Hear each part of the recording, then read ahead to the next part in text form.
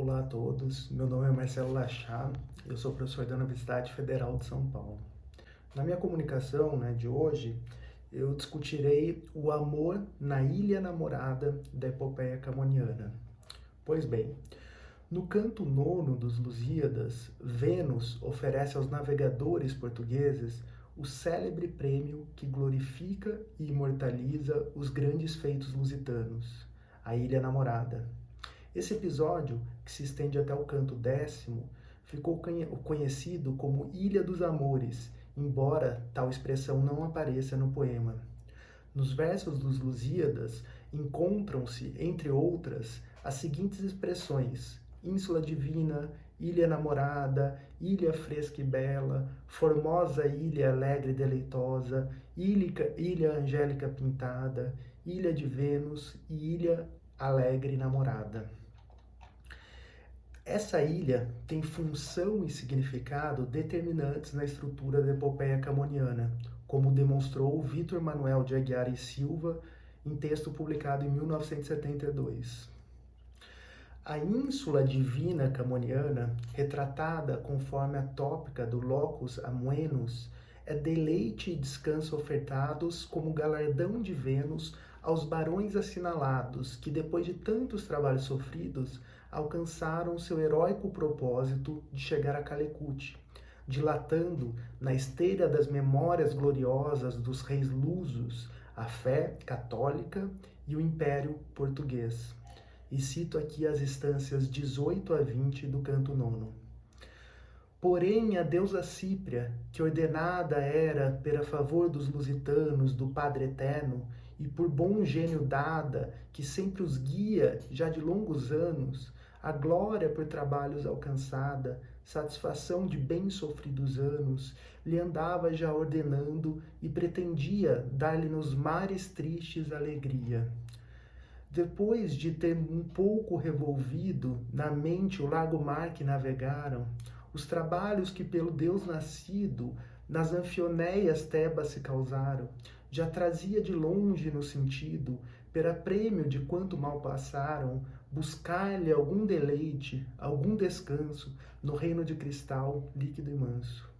Algum repouso, enfim, com que pudesse refocilar a laça humanidade dos navegantes seus, como interesse do trabalho que encurta a brevidade. Parece-lhe razão que conta desse a seu filho, por cuja potestade os deuses faz descer ao vil terreno e os humanos subir ao céu sereno. Fecho citação.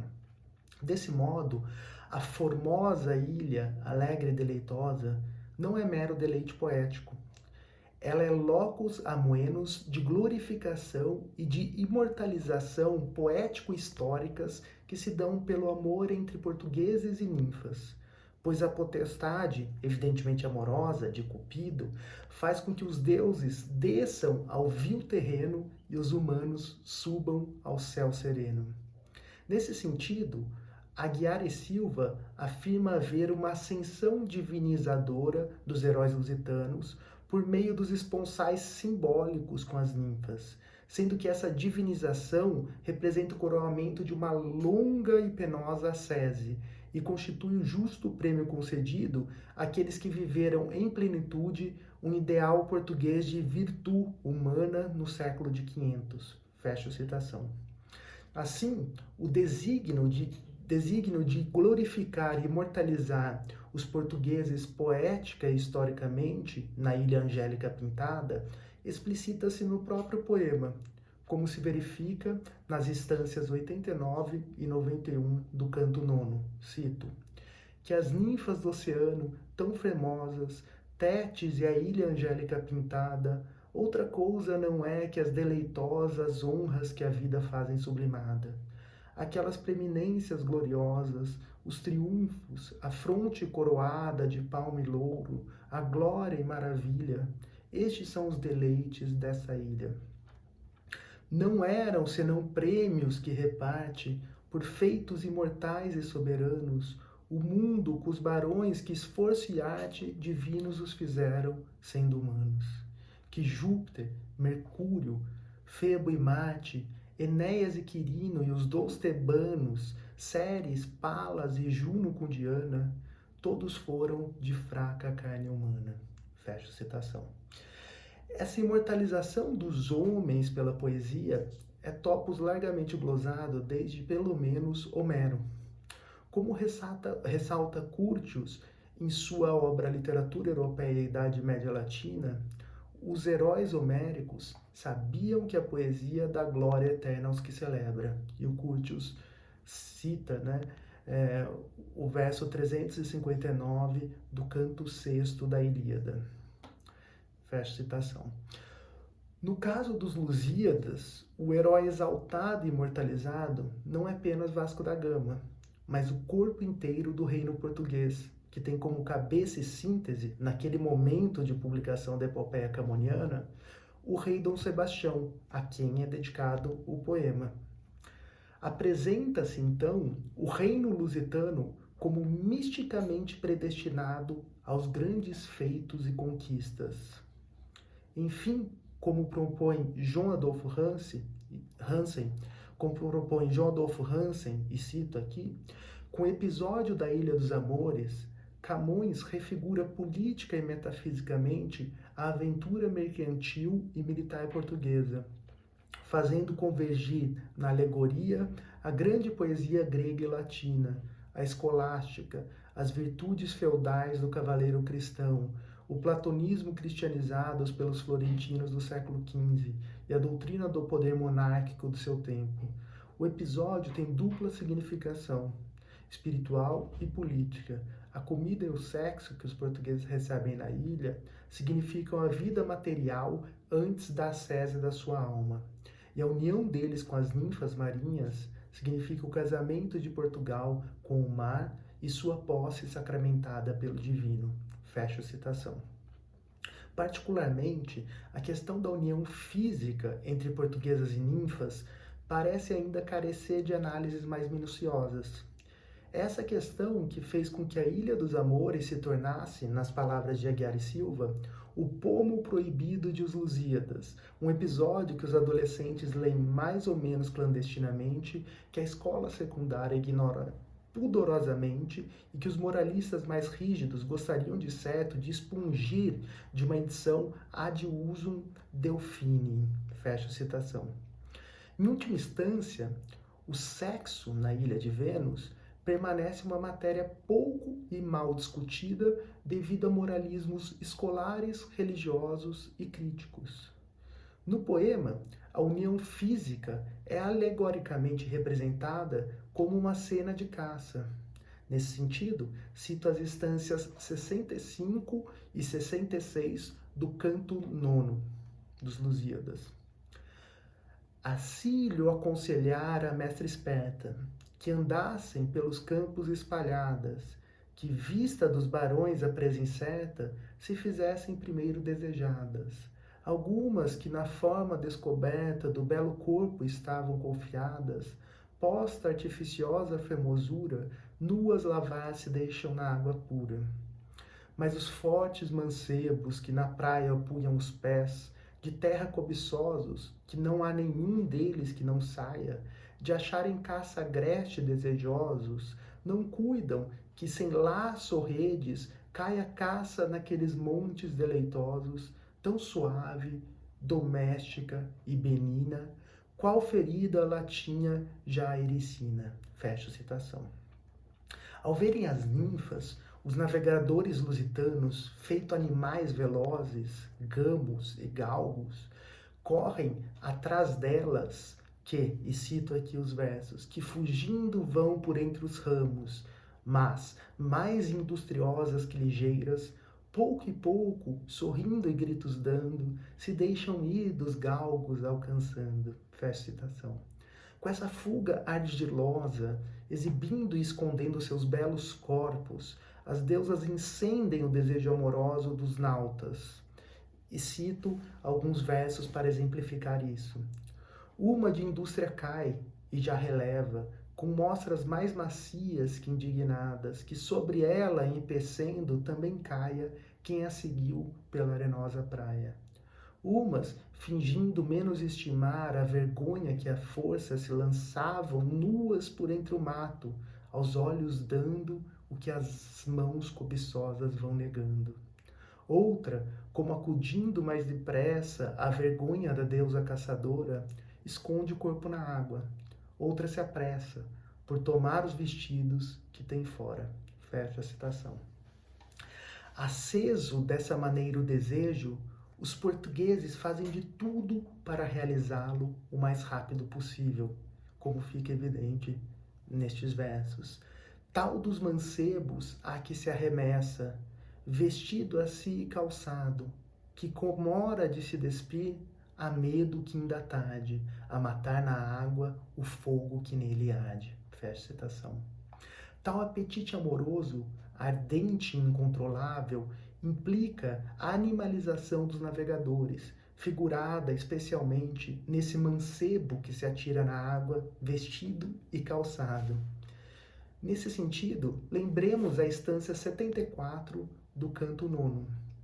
Qual cão de caçador, sagaz e ardido, usado a tomar na água a ave ferida, vendo ao rosto o férreo cano erguido pela garcenha ou pata conhecida, antes que soe o estouro, mal sofrido salta na água e da presa não duvida, nadando vai e latindo. Assim o mancebo remete a que não era irmã de Febo. Fecha a citação. Mesmo Leonardo, que é descrito como um soldado bem disposto, manhoso cavaleiro e namorado, a quem amor não dera um só desgosto, mas sempre fora dele maltratado, e tinha já por firme pressuposto ser com amores mal afortunado, mesmo esse Leonardo alcança sua ninfa, que depois de tanto fugir, finalmente, toda banhada em riso e alegria, cair-se e deixa aos pés do vencedor, que todo se desfaz em puro amor. Pois bem, esses prazeres amorosos com os quais Vênus premia Leonardo e seus companheiros, e aos quais eles se entregam ardorosamente, são condensados de forma alusiva na afamada estância 83 do canto 9. Cito: ó, que famintos beijos na floresta, e que mimoso choro que soava! Que afagos tão suaves, que ira honesta, que em risinhos alegres se tornava!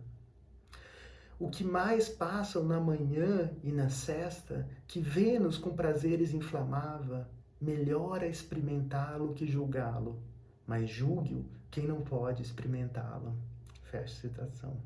Em suma, como indica Vítor Manuel de Aguiar e Silva no verbete acerca da Ilha dos Amores, no dicionário de Luís de Camões, e cito aqui o trecho do Aguiar e Silva, com a harmonia da sua paisagem, com os primores de sua flora, desde as árvores, as flores e aos frutos, quantas sugestões e alusões sensuais e sexuais nas suas formas, nas suas cores, nos seus perfumes, com o encanto venatório da sua fauna, a ilha namorada configura-se como locus amoenos, que há de ser também o locus eróticos, o leito nupcial da união amorosa entre as ninfas e os navegantes, da qual nascerá a geração redentora do futuro.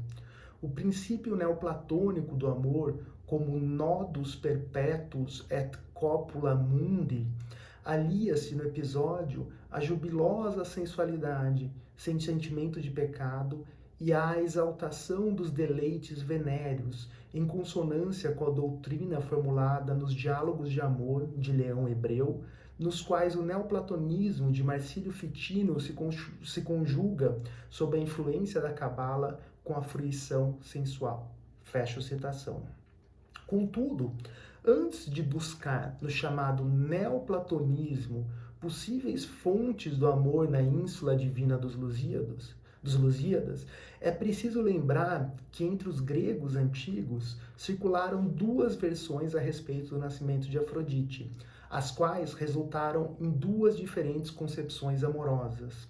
Na primeira versão, difundida, por exemplo, na Ilíada de Homero, ela seria filha de Zeus e Dione, sendo conhecida essa Afrodite como Pandêmia ou Vulgar. Já na segunda versão, conforme se lê na Teogonia de Hesíodo, seu nascimento teria decorrido de uma vingança de Cronos contra o próprio pai, Urano, cujo pênis, cortado pelo filho, caiu no mar, originando-se espontaneamente de seu sêmen a deusa do amor. Por esse motivo, essa outra Afrodite foi denominada Urânia ou Celeste. No banquete platônico, o discurso de Pausânias esclarece, então, que havendo duas Afrodites, haveria igualmente dois Eros, isto é, dois amores divergentes, e cito aqui o banquete de Platão. Como todo mundo sabe, não há Afrodite sem Eros. Ora, se só houvesse uma Afrodite, Eros também seria um só. Mas como há duas, será forçoso haver dois Eros. Poder-se-á negar que há duas divindades? Uma, a mais velha, nascida sem mãe, é filha de Urano, razão de ser chamada Urânia ou Celeste. A mais nova é filha de Zeus e de Dione, e a essa damos o apelido de Pandêmia ou Vulgar. Por isso, é de toda necessidade que, havendo dois Eros, o auxiliar desta última deusa seja, com justiça, denominado Vulgar, ficando para o outro o qualificativo de Celeste. Fecho citação.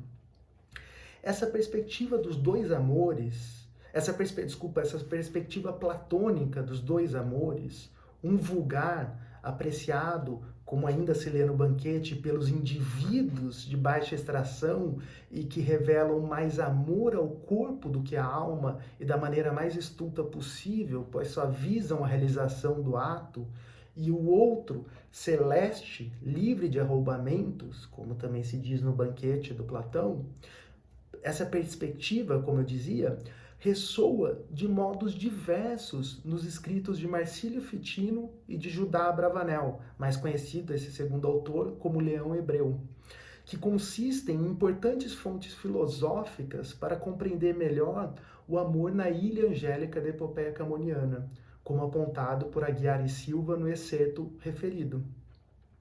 Visando em particular a reflexão sobre a união amorosa, é necessário que no seu visando em particular a reflexão sobre a união amorosa, é necessário salientar que no seu comentário sobre o banquete de Platão, ou simplesmente sobre o amor, título pelo qual ficou mais conhecido esse texto, Marcílio Fitino exclui do amor a junção física, ao passo que Leão Hebreu, em seus Diálogos de Amor, obra publicada pela primeira vez em 1535 e que teve grande repercussão nas letras europeias quinhentistas, inclui no amor a junção física. Sendo assim, a mencionada obra de Leão Hebreu justifica filosoficamente aquele aspecto amoroso que não pode ser ignorado quando se discute a ilha de Vênus dos Lusíadas, a união física. Entre as definições de amor encontradas nesses diálogos, afirma-se ser ele, o amor, e eu cito aqui as palavras de Leão Hebreu, desejo de fruir com união, ou desejo de se converter por união na coisa amada, ou ainda perene desejo de gozar com união a pessoa amada. Fecho citação. Portanto, para que se configure um amor perfeito, é sempre necessária a união. Mas ela não se restringe à espiritual das almas, sendo também essencial a física dos corpos, como se lê nesses diálogos de amor, e cito: estando as almas unidas em espiritual amor, os corpos desejam gozar a possível união, para que não fique nenhuma diversidade e a união seja em tudo perfeita. Mormente porque, com a correspondência da união física, o amor espiritual aumenta e torna-se mais perfeito. Fecha a citação. Enfim, como diz Philon, a sua amada Sofia, lembrando que são essas as personagens que dialogam na obra de Leão Hebreu, e cito aqui a fala de Philon a Sofia, o perfeito e verdadeiro amor, como aquele que te consagro, é pai do desejo e filho da razão. Em mim o produziu a reta razão cognoscitiva. Porque, sabendo que havia em ti virtude, engenho e graça tão admiravelmente sedutoras como sobremaneira assombrosas, e desejando a minha vontade a tua pessoa, que a razão retamente julga ser em tudo ótima, excelente, digna de ser amada, esta afeição e este amor me fizeram converter em ti, gerando em mim o desejo de que tu te convertas em mim, para que eu, amante, possa ser uma mesma pessoa contigo, amada, e em plena igualdade de amor, forme de duas almas uma só, que possa de igual maneira vivificar e governar dois corpos. A sensualidade desse desejo faz nascer o apetite de outra espécie de união, a física, para que os corpos possam conseguir nela a possível união das almas que se compenetram reciprocamente. Fecho citação. Posto que nascido da razão, o perfeito e verdadeiro amor não se deixa governar por ela, como se constata em outro trecho dos Diálogos de Amor de Leão Hebreu. Cito: é com assombrosa veemência e incrível jeito que o verdadeiro amor violenta a razão e a pessoa amante. Mais do que qualquer outro impedimento humano, perturba a mente, que é sede do juízo. Fecho citação. Concluo, enfim, que o amor entre ninfas e nautas portugueses na ilha namorada camoniana é como esse de Philon por Sofia, pai do desejo e filho da razão. Nele, a união física dos corpos é imprescindível para que as almas também possam se unir. Animalizados pelo desejo, os varões lusos violentam a razão para satisfazer seu apetite. No entanto, eles agem dessa forma por ordem divina e propósito político, unindo seus corpos e almas a deusas, num ato amoroso que, ao consagrá-los heróis, imortaliza seus grandes feitos e glorifica todo o Império Lusitano, compreendido como destino escatologicamente inscrito na história pela providência de Deus. Muito obrigado pela atenção de todos e desejo uma ótima continuação, de congresso.